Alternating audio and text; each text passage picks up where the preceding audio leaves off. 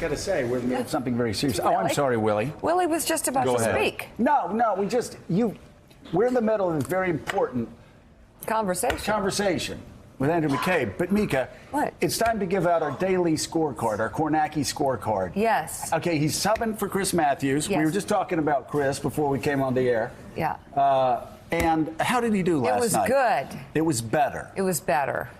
You know, we told Kornacki you got to be really punchy. When you open the show. Because Steve Kornacki, a couple nights ago. Oh, the opening line? Yeah, he was going like, he did a things soliloquy. are really disturbing when you look very closely. Let's play hurt ball. That won't get you a job. No. Mika was like two syllables. If Come on, Matthews, dude. it's like, meltdown, let's play hard ball. Trump's So what's he war. going to do if That he was has good. Andy McCabe on? Give us what he should Andrew do. McCabe. Boy, we got to. That's McCabe meltdown. Let's play hard ball. storm clouds over the White House. Okay. No, that's what it do. Storm clouds. Let's play hard ball. Yeah. Good cover. All right. Former Willie, acting director. back Can I to- ask you something? No. Of all your regrets, is No. your biggest regret that you came on this show? Because you can say yes. No, You can I say mean this has been great. It looks really uncomfortable. Well, that is former acting FBI Like- director Andrew McCabe. His new book is The Threat: How the FBI Protects America in the Age of Terror and Trump. So I want to ask you about this 25th Amendment conversation that you had with then Deputy Attorney General Rod Rosenstein. There's been some interpretation of what you said on 60 Minutes. It's not actually in the book. Can you clarify the conversation you had with Rod Rosenstein about the 25th Amendment and what exactly he wanted to do? Yeah, so let me put you in that week, right? Rod and I had a series of meetings in the wake of Jim's firing, about 4 meetings between the time Jim was fired and when we went to Congress to brief the announcement of the special counsel and the work that we had done. Those were incredibly fraught conversations, some between just Rod and I, some with other people. We were grappling with the issue of what to do about a president who you think may have committed a federal crime and might present a national security risk. This is not easy stuff. Let me stop you there. What is the national security risk you believe the president posed? That relates to the counterintelligence case, right? We felt like if the president has obstructed justice for the purpose of negatively impacting our ability to investigate Russian interference with the campaign and Russian potential connections with his own campaign effort, why would any president do that? Why would a president not want the FBI to understand exactly what the Russians have been up to in our political process? And based on that, you were discussing the 25th Amendment, which removes a duly elected president from office? The conversation was not about removing the president. Well, that's what the 25th Amendment is. Yeah, so you know. Rod brought up the 25th Amendment, mentioned it in the course of a wide-ranging and frenetic conversation. It is not something that I'm aware of he took any action to pursue. I don't know about any other meetings that included discussions of it. It was simply one thing, one topic in the midst of a whole host of issues that we were thinking about and kind of working through our heads. Did he at that present time. that idea to other cabinet officials? Because, as you know, he had to count heads to see, do I have the votes to remove the president? Not that I'm aware of. I have no indication. And what about wearing the wire? Where's the conversation? Did he say in that meeting, I'll wear a wire, get evidence on the president? Rod offered to wear a wire, said he could wear one. He was never, searched or patted down when he went in and out of the White House. It was a remarkable thing for the Deputy Attorney General. Were you stunned when he made that offer? Absolutely. He claimed later that he was joking. Other people in the room said he was not joking. What was your opinion? I never had the sense that Rod was joking. I didn't take the comment as sarcastic. I didn't take it as humorous. It was an offer that he made on more than one occasion. It's not one that we ever considered taking him up on. How many conversations were there when the 25th Amendment was put on the table? I don't remember the answer to that, Mike. More than one? I know at least one. And of course, I haven't had the opportunity to look at my notes or memos since that time, so I couldn't tell you that with Senator great Lindsey Graham wants to open hearings based on what you've I disclosed understand. over the last several days. He calls this discussion of the 25th Amendment, the removal of a duly elected president, quote, an attempted bureaucratic coup. He's not alone. The White House believes that. They're pursuing and taking what you've said as really the nut of this book. It's what they want to talk about. There are a lot of people across this country, 60 million of them, who voted for Donald Trump, who will look at the very conversations you all had about removing him as some kind of a coup. What do you say to them? I think the word coup and the words treason are interesting and inflammatory. They get people's attention, but they have nothing to do with the conversations that Rod Rosenstein and I had in that brief period in May. But the 25th Amendment is about an incapacitated president, That's someone right. who cannot serve. Did you see in Donald Trump someone who was incapacitated and therefore should not serve in the White House? That was not my role, Willie. Did Rod Rosenstein see it that way? Rod didn't specify that to me in those conversations. My focus was on what we needed to do as the investigators, right? The issue that I was grappling with was not whether the president is removed, whether he's incapacitated, capable of doing his job. The issue for me to determine was whether or not he should be investigated. And that's the decision I guess just made. what was the tone of the conversation? What were you all feeling emotionally when this came up? I mean, I've heard it discussed in humor.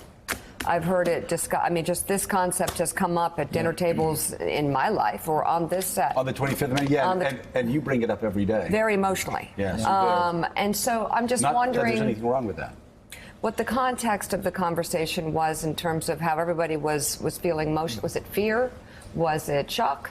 Were you joking? What are some of the other ways to describe how this came up? Well, there wasn't a lot of humor in any of those conversations, Yeah. right? It was an incredibly intense period. We were struggling with things that none of us had ever confronted or thought about before. And the conversations were wide-ranging, to the point of being hard to follow. The Deputy Attorney General was emotional. He was kind of oftentimes pacing around the room, speaking very rapidly, jumping from topic to topic. It was just an incredibly trying time.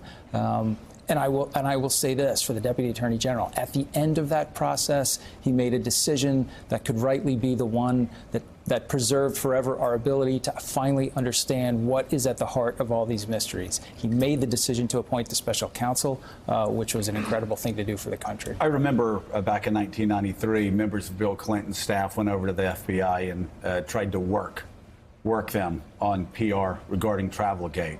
A similar thing appeared to have happened to you as well with Reince Priebus in February of 2017. Did Reince Priebus come over to your office, or did you go to his office and have a conversation where he was trying to get you to push back on a New York Times article regarding Trump officials and contacts with Russian intelligence? Reince and I had a conversation in his office that morning on the kind of outskirts of another pre-planned meeting. And then over the course of the day, Reince reached out to me numerous times to go back to this issue of asking the FBI to publicly deny the existence of FISA in a particular set of circumstances. That is not something that we do in the FBI. We don't ever confirm or deny the existence of FISA because it very obviously leads you down a road that you can't come back from. And, you know, my recollection of those events, Joe, is just that I could not convince him that this was a bad thing for the FBI. It was a bad thing for the intelligence community. And for those reasons, it's just something we don't do. It might cause us some static and some hard days dealing with the media as we ride out the controversy, but that's the sort of thing that the FBI just endures every day. So, Andy, you're deputy director of the FBI. You were acting director of the FBI for a brief period of time. You handled counterintelligence investigations. So you had on your desk every day that you went to work things that would cause most Americans to stay in bed. They're so scary. It's true. So now we're talking about the 25th Amendment. We're talking about you addressing the Gang of Eight, about the possible investigation for conspiracy of the President of the United States. We've mentioned the word that the president might be an asset of Russia, and yet, as you go about your ordinary day today, most Americans would say, "Okay, we got all that. What are you having for lunch?" I mean, what he's done in terms of labeling things as shocking or stopping you in your tracks, there's none of that. What's your feeling about that? It's incredibly concerning to me. It's one of the reasons that I wrote the book. You know, what I saw in my experiences, particularly in the last 2 years, with the repeated attacks, not just on me personally, but on the FBI, on the intelligence community, is this persistent, corrosive effect of undermining the very institutions that we rely on to preserve this country as a free and fair democracy. And the fact that that doesn't seem to be foremost in most people's mind is something that troubles me greatly. And it's one of the reasons I wrote the book. Wow. Going back to Priebus, I think he said that you had claimed it was total BS. The New York Times story was total BS. Did you tell him that? Reince and I had a conversation about that article. I won't relate the substance of that conversation for the same reasons that I wouldn't talk about that with the media when Reince asked me later in the day. So what happens next? What should we be expecting from this investigation, from Mueller, from what can you tell us? What are you looking for? Well, I think the most important thing is I think that people should be confident that what they ultimately hear from Director Mueller and his team will be the honest, straight-up, complete results of the investigation that they did, whether it finds, the smoking guns that you think might be there or nothing at all.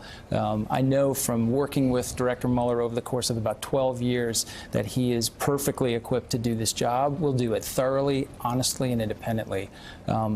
In terms of my own preference, what I think should happen, I know that he'll deliver the report that's due to the Attorney General at the end of his work. I think that report should be shared immediately with Congress, and I think it should be shared as broadly as possible with the American public. I want to bring it back to the title of the book, which is The Threat: How the FBI Protects America in the Age of Terror and Trump. What do you believe is the threat posed by President Trump to this country? President Trump's words and his actions are making it harder every day for the men and women in law enforcement and the men and women in the intelligence community to do their jobs. And their job is to protect this country, to keep us all safe. That is a threat to the safety and security of every American. So you believe he's a national security threat? I think that what he's doing and what he's saying is making this country less safe. That's right. And what do you have to say to the President of the United States, who He doesn't watch, so you don't have to. never watches worry. the show, so I probably don't wouldn't believe hear you, but he calls you a liar. What do you have to say to President Donald Trump?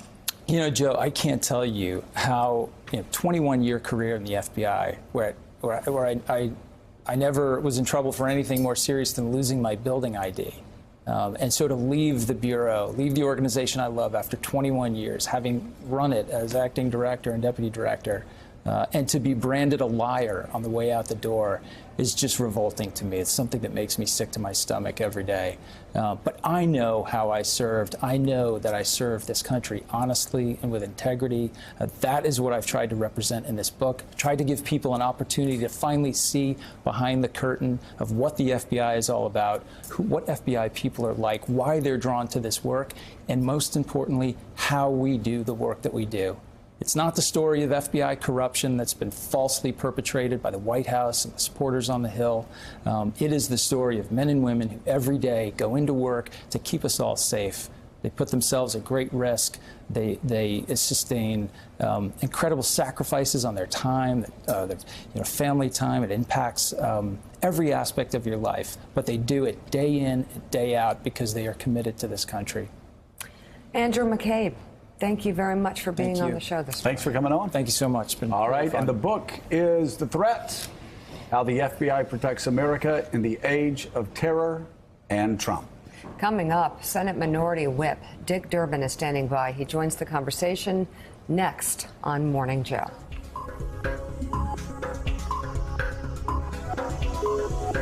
Thanks for checking out MSNBC on YouTube, and make sure you subscribe to stay up to date on the day's biggest stories. And you can click on any of the videos around us to watch more from Morning Joe and MSNBC. Thanks so much for watching.